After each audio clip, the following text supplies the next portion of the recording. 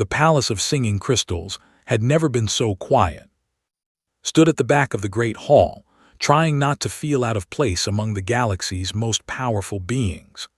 The crystalline walls around him hummed with soft music, their blue light dancing across faces that belonged to species he had only read about in Earth's diplomatic files. He adjusted his simple black suit and wondered again why he was here. The bonding ceremony happened once every 100 years, when the heir to the ethereal dominion chose their life partner.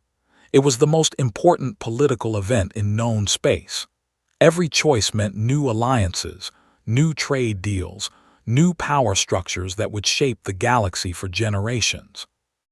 And somehow, humanity had earned an invitation. Princess stood at the center of the hall on a platform of living crystal. She was beautiful in a way that made his chest tight. Her skin glowed with soft silver light, and her long white hair floated as if underwater. Her eyes held the deep purple color of space itself. She wore robes that seemed to be made of starlight, shifting and flowing with every breath. Around the hall, representatives from 12 major species waited for her choice. Each one stood in a place of honor, showing off the power and prestige of their people. The War Prince dominated his section with 4 massive arms crossed over his armored chest. His people had conquered half the rim worlds through pure military might. His red eyes glowed with confidence as he stared at the princess. Everyone expected her to choose him. The ethereal alliance would make them unstoppable. Near the front, a sage floated 3 feet off the ground, his blue skin crackling with psychic energy. They could move mountains with their thoughts and see the future in quantum streams. Their technology was so advanced it seemed like magic to most species. The ancient ambassador stood perfectly still, his golden robes hiding a body that had lived for 3,000 years. His people had mastered time itself, building ships that could age backwards and weapons that struck before they were fired. There were others too. The insect-like with their perfect collective minds, the energy beings from the void reaches who existed as pure thought, the mechanical axiom with their computer brains and titanium bodies. Each one represented power, technology, and influence beyond imagination. Then there was. He represented 3 billion humans on a small blue planet that had only discovered faster-than-light travel 50 years ago. Earth's greatest achievement was surviving their own nuclear weapons. Compared to species that built star destroyers and rewrote the laws of physics, humanity seemed like children playing with sticks. The ceremony began with Queen rising from her crystal throne. Her voice carried across the hall without amplification, each word clear as ringing metal. "My daughter will choose according to the ancient ways.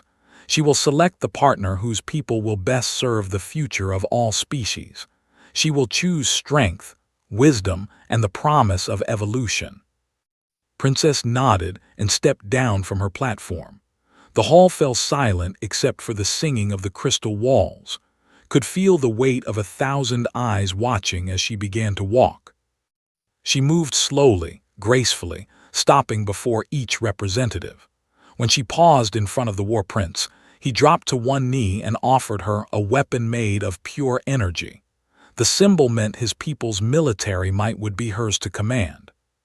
She smiled politely and moved on. The sage created a flower of solid light in his palm, each petal a different color of the spectrum. It was beautiful beyond words, showing the artistic heights his people could reach with their mental powers. She thanked him and continued walking. The ambassador simply stood and waited. His presence alone was his gift, 3 of knowledge and experience that could guide empires for eons to come. She bowed respectfully and kept moving. Watched her approach each representative with the same careful attention. She was kind to all of them, but he could see something in her eyes. She wasn't finding what she was looking for. Then she was walking toward the back of the hall, toward the smaller delegations from younger species. Felt his heart start to race. She wouldn't choose him. That was impossible. Humans were barely a footnote in galactic politics. But she kept walking, until she stood directly in front of him. Up close, her eyes were even more beautiful. They held depths like looking into space itself, but they were warm too. Human somehow, despite her alien grace. "Of Earth," she said softly. He tried to bow, but she caught his hand.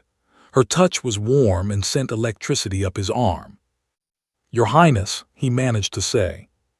She smiled, and for a moment they were just two people looking at each other. Then she turned to face the hall and placed her glowing hand on his shoulder.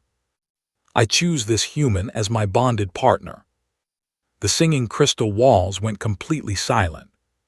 Felt like the floor had dropped out from under him. 1,000 alien faces stared at them in shock. The War Prince's red eyes blazed with fury. The sage's floating form trembled with disbelief. Even the ancient looked surprised for the first time in centuries.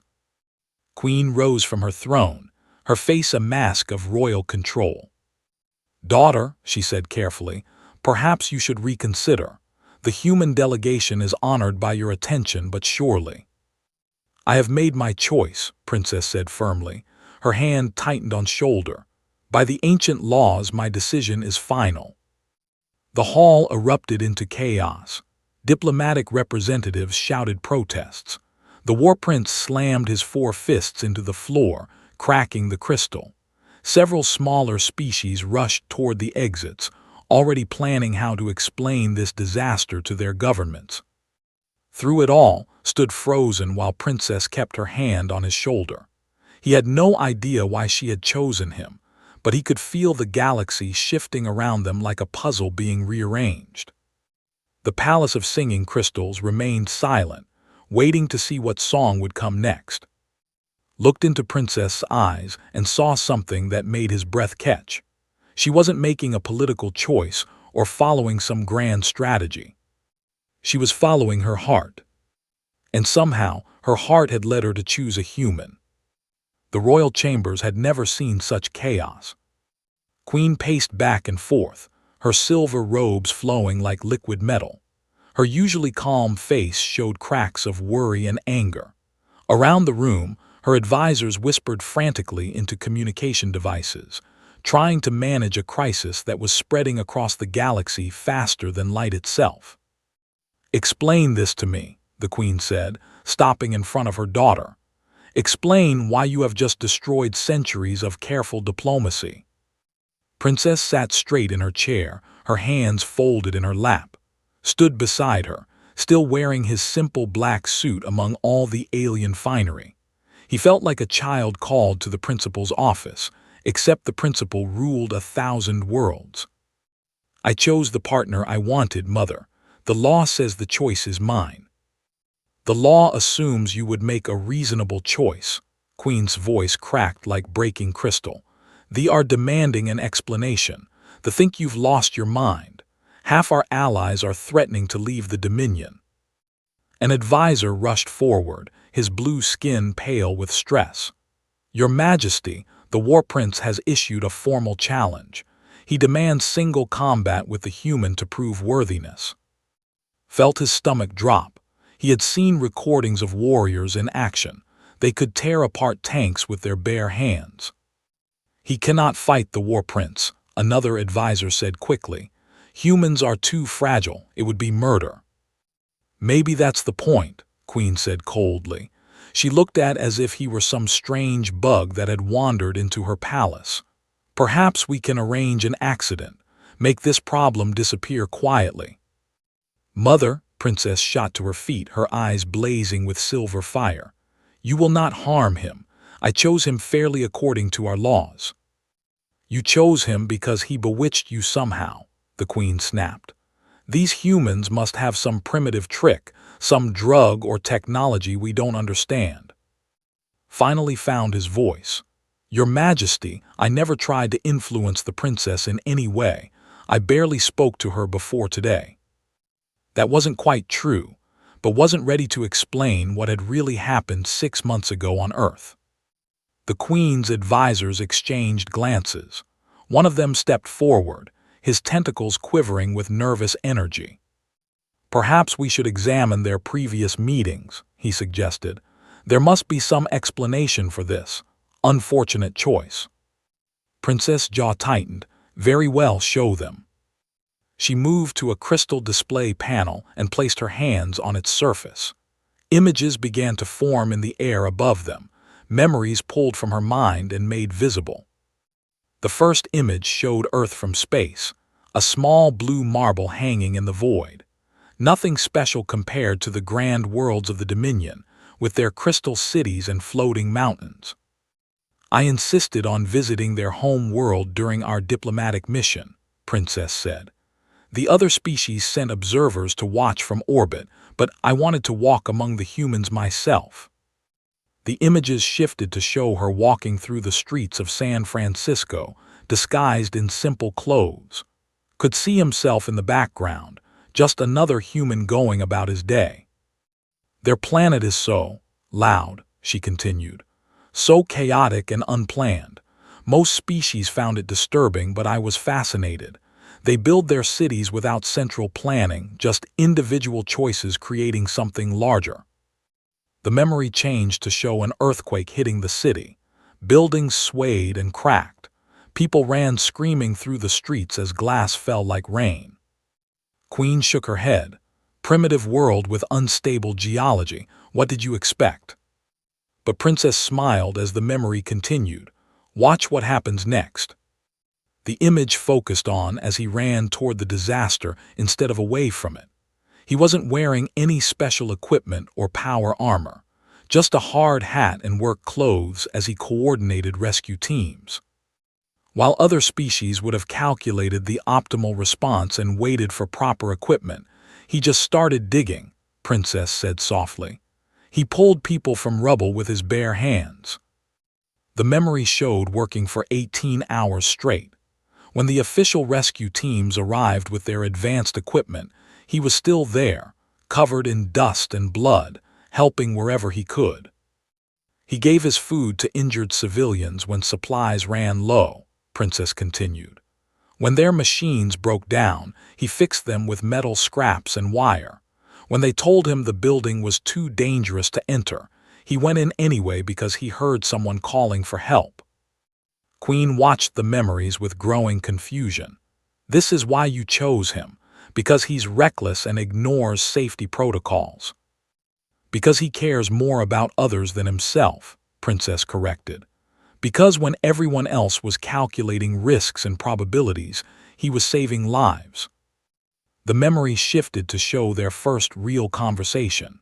Princess had approached after the rescue work was done, still disguised as a human relief worker. Why did you do that? Her past self asked him. The building could have collapsed, you could have died. In the memory looked tired but content. Someone was trapped in there. What else was I supposed to do? You could have waited for professionals with better equipment. Shrugged, by then she might have been dead. Sometimes you can't wait for the perfect solution. Sometimes you just have to try. The memory faded, leaving the royal chamber in silence. Queen stared at the empty air where the images had been. You chose him because he's willing to die for strangers. I chose him because he's willing to live for them, Princess said quietly. Mother, our people have evolved beyond such concepts as physical risk and emotional decision-making. We calculate everything, plan everything, optimize everything. We've become very good at surviving, but we've forgotten how to truly live. She looked at with those deep purple eyes. He reminded me what it means to act with hope instead of certainty, to choose compassion over calculation. An advisor cleared his throat nervously. Your Highness, the galactic media is calling it the princess and the primitive. They're saying humans somehow tricked you with their emotional manipulation techniques. Felt his face burn with embarrassment and anger. We don't manipulate anyone, we just feel things, Princess finished for him. They feel joy and pain and love and loss with an intensity that most species have evolved past. They know their lives are short, so they make every day matter. Queen sank into her throne, looking older than her 1,000 years. Daughter, you may have just started a war. They will not forgive this insult easily.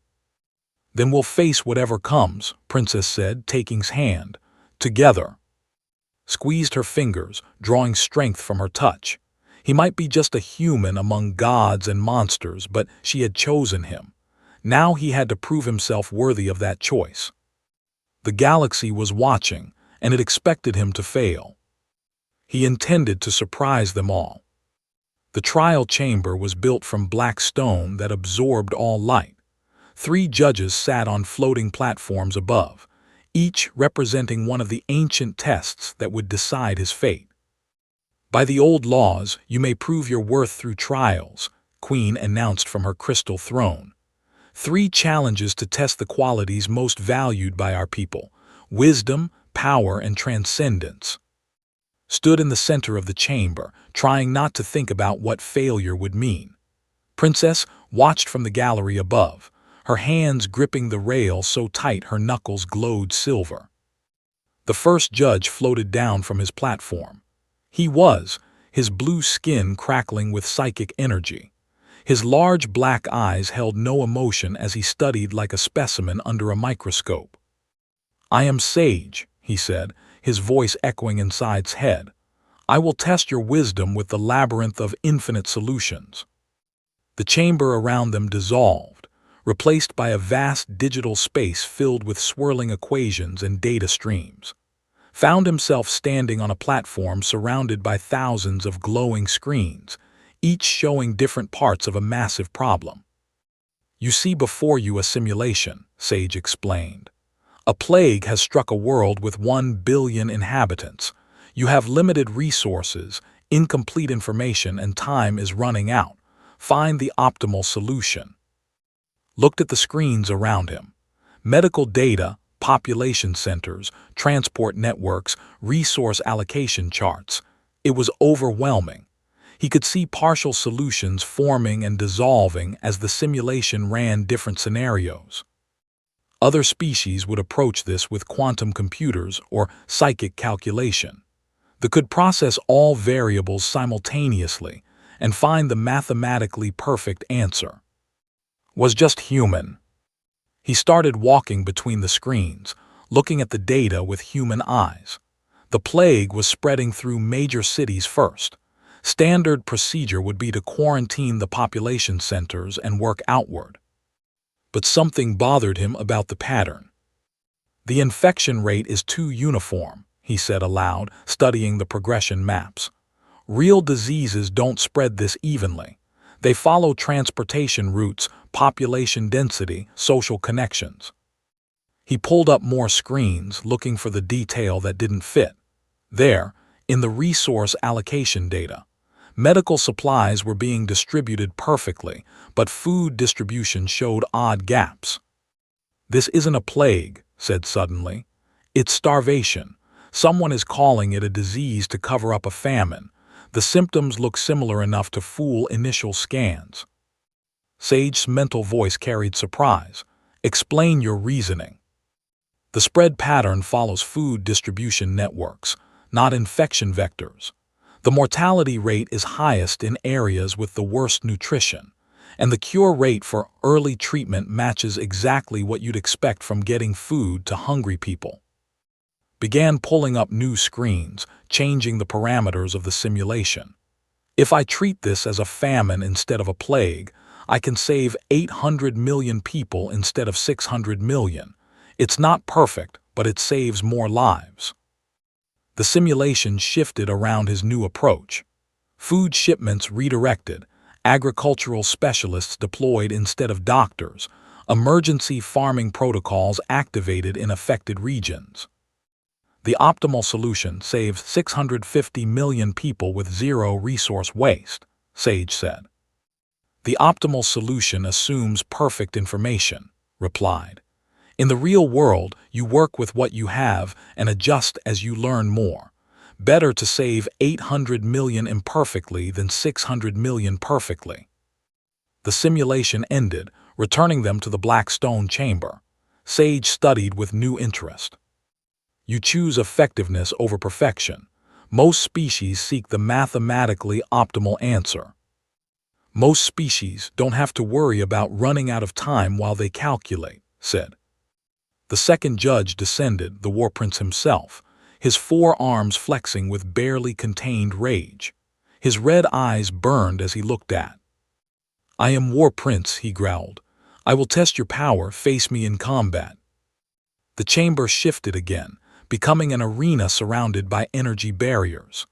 Weapons appeared along the walls, energy blasters, force swords, gravity hammers, each one capable of destroying a building.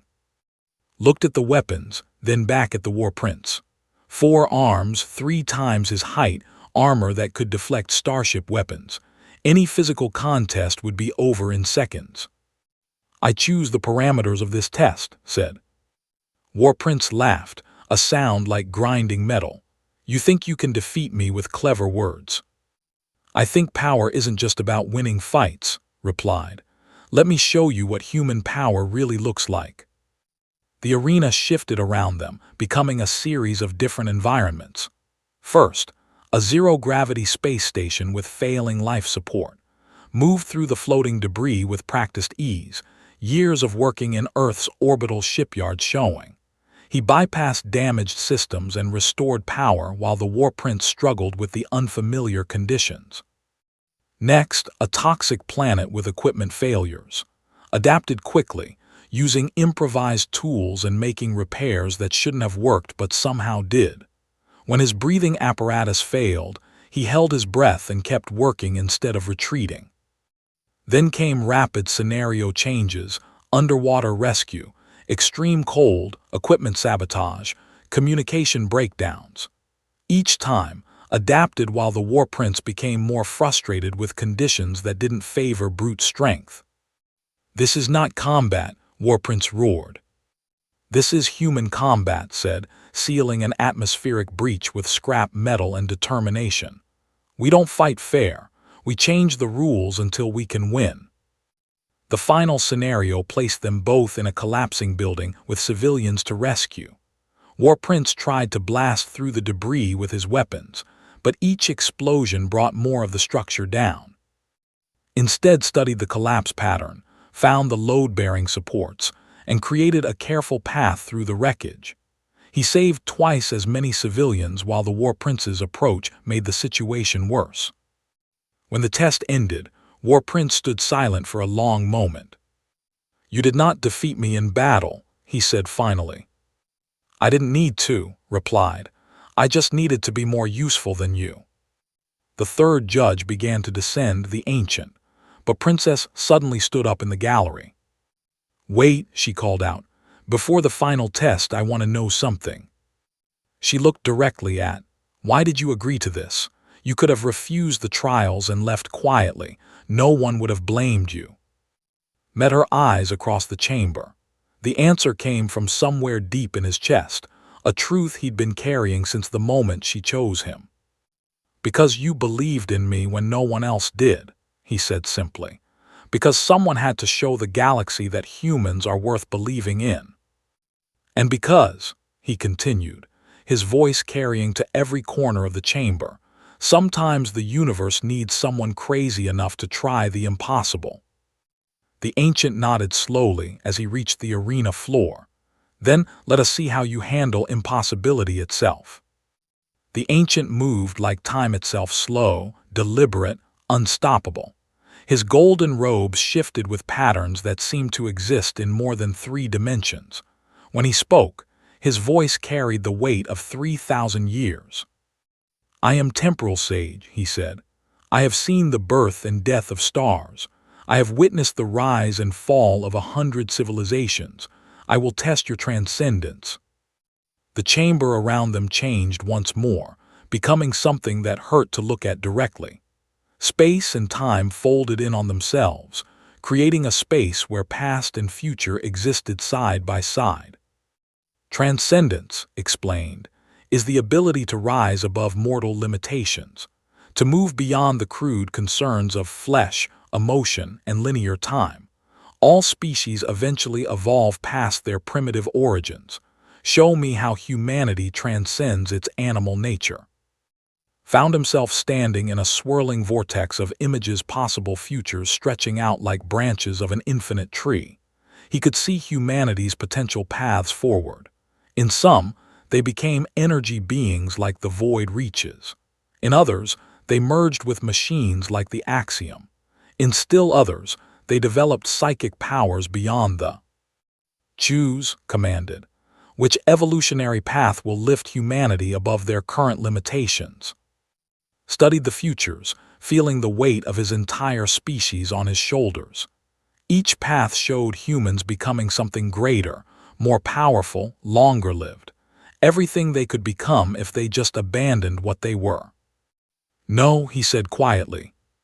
His ancient eyes widened slightly. Explain. You want me to show you how humans transcend their limitations, said, turning away from the swirling futures. But that's not what makes us special. Other species transcend. Humans transform. The time vortex around them paused, as if the universe itself was listening. You've all evolved past death, past emotion, past the need to struggle for survival, continued. You see those things as weaknesses to overcome, but what if they're not? He gestured to the frozen futures around them. In every path where humans become like you, we lose something essential. We become powerful, yes. Immortal, maybe, but we stop being human. His voice carried dangerous interest. And what is human worth preserving? Thought about home, about Earth with all its chaos and pain and incredible beauty. About people who lived full lives in less than a century, and somehow managed to create art and love and hope that could move beings who had existed for. Show me your memories, he said suddenly. 3,000 years of experience. Let me see what immortality looks like. Hesitated. No mortal mind can contain such vastness. Then just show me yesterday, said. Show me what you did yesterday that mattered to you. For a long moment the ancient being was silent. Then, reluctantly, he opened his memories. Saw yesterday through his eyes, meditation in a timeless chamber, reading reports from across the galaxy, making calculations about stellar drift patterns over the next 1,000,000 years. Everything precise, planned, optimized for maximum efficiency. It was incredibly advanced. It was also incredibly empty. When was the last time you were surprised? Asked. When was the last time something made you laugh or cry or feel angry enough to change the world? His ancient face showed confusion. Such emotions are inefficient. We evolved beyond them long ago. You evolved past them, corrected. We learned to use them. He opened his own mind, sharing memories through the connection. Not the sanitized diplomatic files, but the raw human experience. Recoiled as emotions hit him like a tsunami. The pain of losing his parents, but also the fierce love that made the loss meaningful. The fear he'd felt during the earthquake rescue, but also the joy of pulling someone alive from the rubble. The exhaustion of working 18 hours straight, but also the satisfaction of knowing he'd made a difference. Yours barely a moment, gasped, struggling to process the intensity. How do you contain such feeling in so brief an existence? We don't contain it, said. We let it burn, that's the point. He shared more memories, human art created in the shadow of death, human love that grew stronger because it was temporary, human hope that shone in the darkest times. You see our mortality as a limitation, continued. But it's not. It's what gives everything else meaning. Because our time is short, every moment matters. Because we can die, we choose to live. Because we know loss, we understand the value of what we have. Staggered under the weight of human emotion. 3,000 years of cold calculation was being overwhelmed by the blazing intensity of 80 years lived fully. Your music, the ancient being whispered, experiencing and in modern compositions that captured feelings he'd forgotten he could have. Your literature, your art, how do you create such beauty from such brief lives? Because we know it won't last forever, said. Because we're desperate to leave something behind that says we were here, we mattered, we felt something real. The trial chamber was changing around them. Other species had gathered to watch, drawn by the psychic spillover from the mind link. They were all experiencing human emotions secondhand, and the effect was visible. The sage's blue skin was flickering with new colors as suppressed feelings surfaced. War Prince's 4 hands were clenched not in rage, but in something that might have been wonder. Even Queen had stepped down from her throne, her silver face showing expressions it hadn't worn in centuries. "This is what you offer?" asked, his voice shaking. "Not evolution beyond emotion, but evolution through emotion." "We offer partnership," said. "You've all become perfect in your own ways, but perfection is static. It doesn't grow, doesn't change, doesn't surprise you anymore. We're not perfect. We're dynamic. We're alive in ways you've forgotten how to be." He looked around at the gathered aliens, seeing recognition dawning in their ancient eyes. "You want to transcend limitations," he said. "But what if the real transcendence is learning to find infinite meaning in finite things? What if the secret isn't to live forever, but to live so fully that forever isn't enough?" Stood in silence for a long moment, processing emotions he hadn't felt in. When he finally spoke, his voice carried wonder instead of age. "The trial is complete," he announced. "The human has shown us something we had forgotten, not transcendence of the mortal condition, but transcendence through it." Princess was suddenly at side, her silver skin glowing with joy. Around them, the chamber filled with voices speaking in dozens of languages, all trying to process what they had just experienced. Had passed the trials, but more than that, he had reminded the galaxy what it meant to be truly alive. 3 months later, the Palace of Singing Crystals hummed with a new song. Stood in the preparation chamber, adjusting the formal robes that had been made specially for him. They were beautiful silver and blue fabric that seemed to hold starlight, but they felt strange after a lifetime of simple clothes. "Nervous?" Princess asked from the doorway. He turned to see her in her bonding dress, and his breath caught. She looked like a goddess made of moonlight, but her eyes held the warmth he'd come to love. "About the ceremony, no," he said, taking her hands.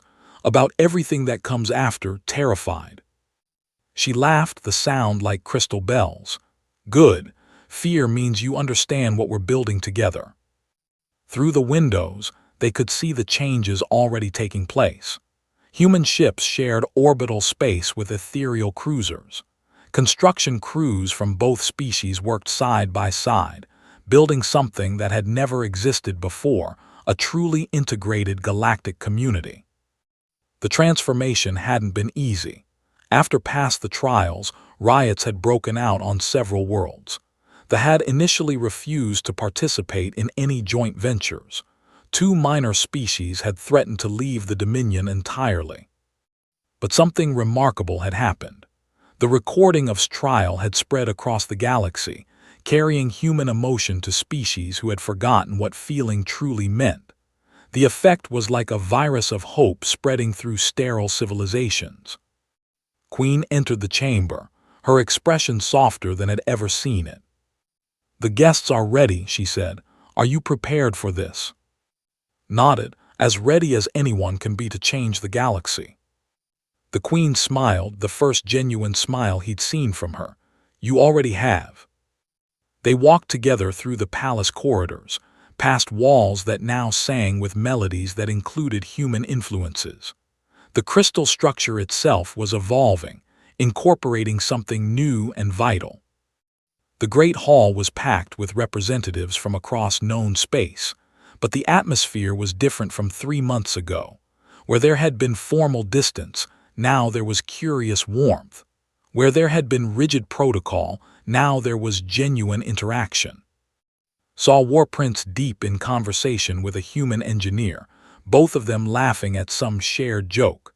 The sight would have been impossible before the trials. Sage was teaching a group of human children how to create light flowers with psychic energy, while they showed him how to make paper airplanes. The exchange seemed to delight them all. Even the ancient was different. He moved with new energy, his 3,000-year-old eyes bright with something recognized as curiosity about tomorrow. "Look at them," Princess whispered as they walked down the aisle. "You didn't just pass the trials, you reminded us all how to live." The ceremony itself was a blend of traditions, ethereal customs mixed with human elements, creating something entirely new. When they spoke their vows, promised to bring humanity's hope and determination to the Dominion, Princess promised to help her people remember what it meant to feel wonder. But the real change was visible in the crowd. As they watched the bonding, alien species were experiencing emotions they hadn't felt in centuries. They were crying tears of joy. The mechanical axiom were somehow managing to look moved despite their computer faces. After the ceremony, as the celebration continued into the night, delegations from across the galaxy approached Princess with requests that would have been unthinkable months before. "We need human advisors," a representative said, his insect features animated with excitement. "Our collective consciousness is perfect for coordination, but we've forgotten how to innovate. Your people's chaos might be exactly what we need." "Our calculations show human methods should fail," admitted a diplomat. "But they keep succeeding anyway. We want to understand how emotion can improve logic rather than cloud it." The most surprising request came from the delegation. "We offer temporal technology in exchange for human teachers," their ambassador said. "We want to learn how to make each moment meaningful again, instead of seeing time as something to be managed." Found himself overwhelmed by the scope of what was happening. Humanity wasn't being absorbed into galactic civilization. Galactic civilization was being transformed by humanity. Later that night, he and Princess stood on the palace balcony, looking out at the stars. Human ships were visible among the alien fleets, no longer outsiders but equal partners. "Do you think it will work?" he asked. "This new alliance we're building." "I think it's already working," she said, pointing to a mixed crew working on a nearby space station. "Look at them. Humans and ethereals and all working together, each bringing their own strengths to the task." She was right. The construction project was moving faster than anyone had predicted. Human adaptability combined with alien technology was creating solutions none of them could have achieved alone. "The galaxy needed this," Princess continued. "We'd all become so specialized, so perfect in our own ways that we'd stopped growing. You showed us that imperfection can be a strength, that limitations can create meaning, that mortal perspectives can see solutions immortal minds miss." Watched a human engineer explaining something to a group of alien workers, gesturing wildly with his hands. The aliens seemed fascinated by his enthusiasm, leaning in to catch every word. "We're not taking over," he realized. "We're not being absorbed either. We're all becoming something new together." "A synthesis," Princess agreed. "The best of what each species has to offer, combined into something greater than the sum of its parts." A message came through on communication device, reports from across the galaxy. Human colonies were being established not as junior members of galactic civilization, but as essential partners. Other species were requesting human consultants for problems that had seemed unsolvable for centuries. On the border worlds, human farmers were teaching alien civilizations how to grow crops in impossible conditions using nothing but determination and improvised tools.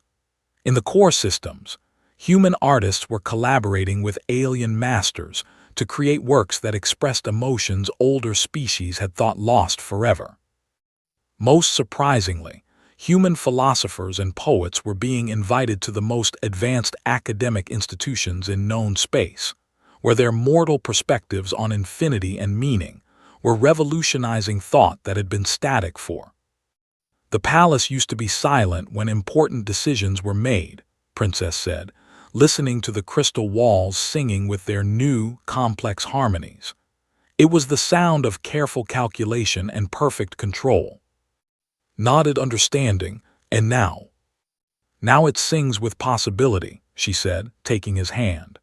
"It sings with hope and uncertainty and the beautiful chaos of life lived fully." Above them, the stars seemed brighter than before, as if the galaxy itself was awakening to new possibilities. Humanity had found its place among the stars, not as conquerors or subjects, but as partners in the greatest adventure of all, learning how to live with meaning in an infinite universe. The Palace of Singing Crystals hummed with joy, and for the first time in centuries, the future was full of wonderful uncertainty.